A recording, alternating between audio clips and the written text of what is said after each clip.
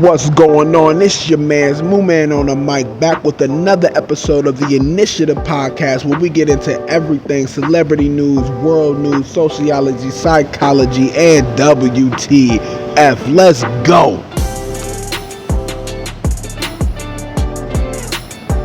All right. And so, shout out of the day is indeed shout out to Armageddon Productions in Minneapolis. Yes, shout out to Armageddon Productions Minneapolis and the April Smoke Session 2025 live at the Arcadia in Minneapolis tonight. Shout out to Nerda King. He's the one that's overseeing Armageddon Productions. Shout out to everyone that's going to the April Smoke Session 2025. I know y'all about to get high. I know y'all about to use the cannabis and all of its flavors and regalness. You understand what I'm saying? Don't get it wrong. I'm not really smoking too much out here in Miami, but I hope y'all are getting all the smoke y'all can get up out of there, because Armageddon Records, their vendors, their live performances, food, drinks, and patios is not one to miss. Let me tell you, if you ain't got nothing to do out there in Minneapolis, check it out over there. If you do got something to do over there, make sure that is a part of it. All right, because they're going hard. You know, you got notable names down there. Shout out to Ace Taylor too. You know what I'm saying? Also in the building, and y'all doing it real big in Minneapolis. Like I said, the marijuana up there is A1, and if I had to pick between Minneapolis and Miami, I don't think I can really pick between Minneapolis and Miami. But make no mistake, Minneapolis is top 5 in the nation right now. I'm just letting y'all know that. You know what I'm saying? We're gonna get into these headlines. Okay, so I got the first headline, and this headline is coming out of Reuters.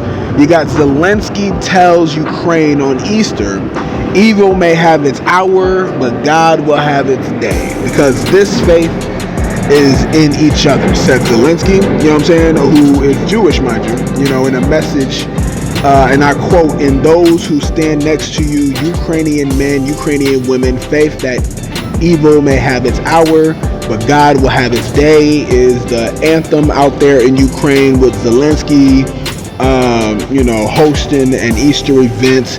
This comes after Russia President Vladimir Putin announced a surprise one-day ceasefire in Ukraine on Saturday for Easter, which falls on the same day for Orthodox and Western churches out there. Alright, so if y'all been following the geological situation that's been going on in Ukraine, Trump and Russia, Trump has cut off all funding, and Ukraine and Zelensky, they're looking for other fundings, but from what I hear out there, they got France is overseeing a war council out there to continue the war on. Alright, my thing is, it's ironic that he says evil may have its hour, but God will have its day. Here's the thing. There is a war, which is probably the most evil thing you can do on this planet, next to sacrificial babies, right? We're talking about a war. We're talking about multiple thousands of people have lost their lives and continue to do so. And we have Trump, who has come up with a deal and has come up with a method for peace and a complete ceasefire. It's Zelensky that refuses to come to the table. You see what I'm saying? Coming up to the White House and then refusing it 6 other times with the Democratic groups, that's not coming to the table. And you can sit up here and say all you want, oh, well, we seen headlines that he felt a way about that and he wants to go see Trump again. And yet that has yet to happen. All right. Now, there's only so many times that a politician can cry wolf on the global scene. Okay.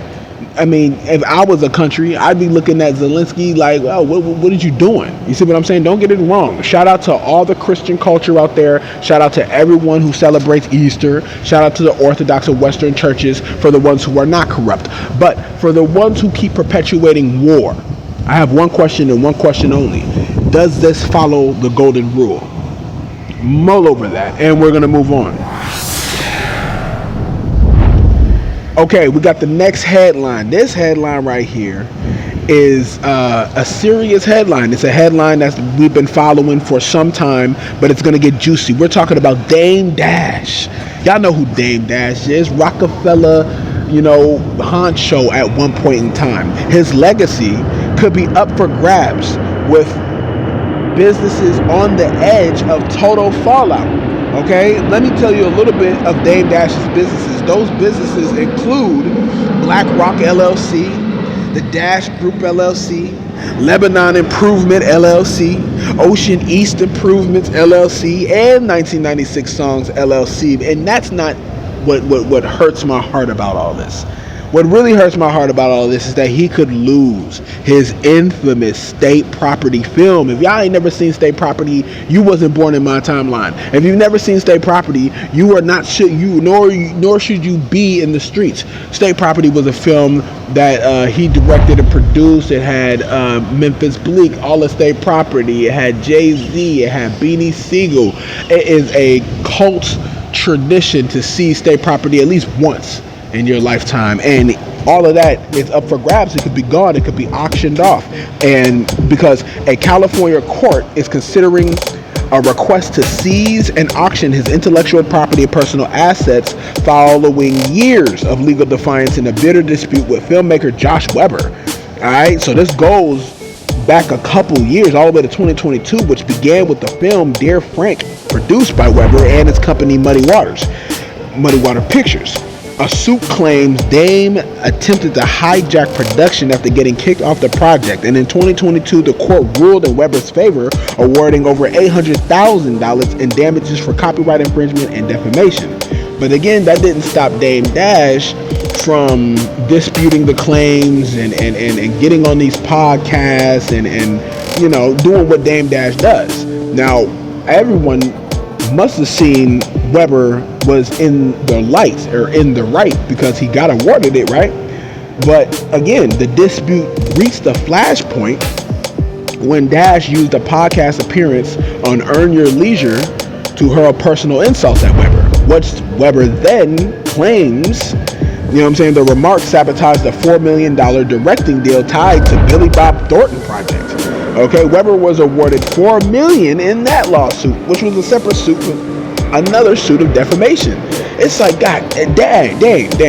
You didn't learn your lesson from the last suit. Yeah, the suit may have been $800,000, but this is $4 million. And Dame, I don't know if you have $4 million. I don't want you to lose the film. I don't want you to lose your LLCs as a black professional man that's been in the game for 30 plus years. I don't want to see you go out like this. And all it takes is for you to just let it go and reinvent, transform, and rebuild yourself as the boss that you are. A boss that don't need any boss, as you cleverly told DJ Envy so many years ago. Okay, a boss who don't need a boss. I just can't see you go out like this, right? But mind you, ladies and gentlemen, just after 8 days of that podcast episode releasing, you know what I'm saying, Josh Weber was going to ink a deal with Rebel Entertainment to direct Fast Life. You see what I'm saying? The production company abruptly terminated that agreement. Okay, with Rebel Entertainment, Rock Jacobs said an investor would pull funding, you know what I'm saying, if Weber stayed on board with the production. Okay, after viewing Dame Dash podcast remarks on the Earn Your Leisure podcast. All right, so that is increasingly unfortunate. You see what I'm saying? And now with $800,000 already gone, another $4 million that he's probably paying, probably not. Now there's another multi-million-dollar suit of defamation that he's definitely gonna win.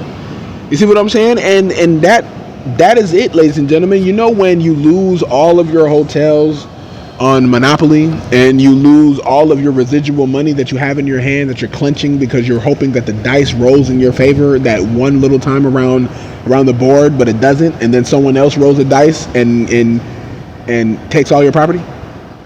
That's what's going to happen with his LLCs.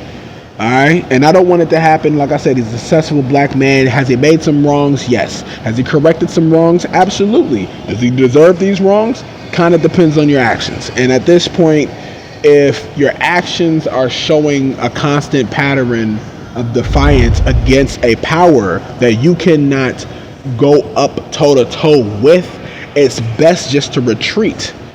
You see what I'm saying? It reminds me of the movie American Gangster with Frank Lucas, on the verge of losing it all. They're finding his flight shipments and this, that, and the third, and he's in I believe it was Korea, and he actually, one of his peoples that he was getting the drugs from actually told him that it's not in his best interest, but quitting while you're ahead, Dame Dash, is not the same as quitting. And we're gonna move on. Okay. We are in the back of the house headlines, and yes, I know I usually have segues and segues this and segues that. We don't have any segues on this episode. We're just getting raw to the raw core facts, episode 17. But again, back of the house headline doesn't mean you're in the back of the house. I mean, yes, it does, but it doesn't mean you're in the back of the headlines. You're in the front of the headlines. And right now, we got Kendrick Lamar and SZA with their grand national tour. Okay, they opened up in Minneapolis yesterday. Again, shout out to Minneapolis. Shout out to Minneapolis with the Timberwolves going toe-to-toe in the first round with the Lakers. I don't know if they won. Someone's going to have to tell me. I will probably let you know in the next episode.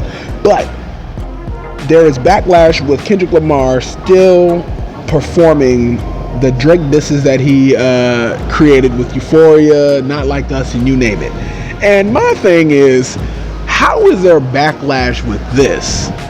And you think about all the other disses going down in ancient history that are still performed, you see what I'm saying, by artists who have dissed other artists in history. What makes Kendrick such the exception? Is it because it's Drake? Drake has his own legal woes right now with that little lawsuit. You see what I'm saying? In which he has favor in that lawsuit. You can... If you need more information on that lawsuit, I advise y'all to look it up, use your Googles, check Lauren LaRosa's podcast, because she definitely got the answers for you. All I'm saying is this. Kendrick is going to keep performing said disses because they are art pieces. That's how strategic Kendrick Lamar has been in the midst of this hiatus. You see what I'm saying? He has created art piece disses, all right? They're timeless. Okay, we're going to be listening to this 10 years from now. All right, we're going to be listening to those pieces 10 years from now because they are conglomerate level movements. Okay, every time Kendrick comes out with a track is a movement. Every time he comes out with a piece is a movement. And shout out to Kendrick Lamar and shout out to SZA once again on kicking off the grand national tour. It's going to be one for the record books. We already know what it is. We've seen the performances already from Minneapolis. I've seen them, and let me tell you, chef's kiss. You understand what I'm saying? And for those who have a problem talking about, Kendrick, it ain't nothing without Drake because now his whole career is built up off of Drake disses, let me tell you, he's been out in the game long before any Drake diss. You see what I'm saying? And what's behind closed doors, we'll never know except for three entities: Kendrick, Drake, and the truth. You understand what I'm saying? So I'll mull over that while y'all sit up here trying to take away from Kendrick and his historical performance of the Grand Tour and everything else that he comes out with. Shout out to Kendrick. Ladies and gentlemen, this is your man's Moo Man on the mic. Thank you once again for everyone tuning into the podcast. Flag theme will continue. We're on the road to episode 20 and we're almost there. I'm out. I don't mean no disrespect, but no way. I can't listen to you, I do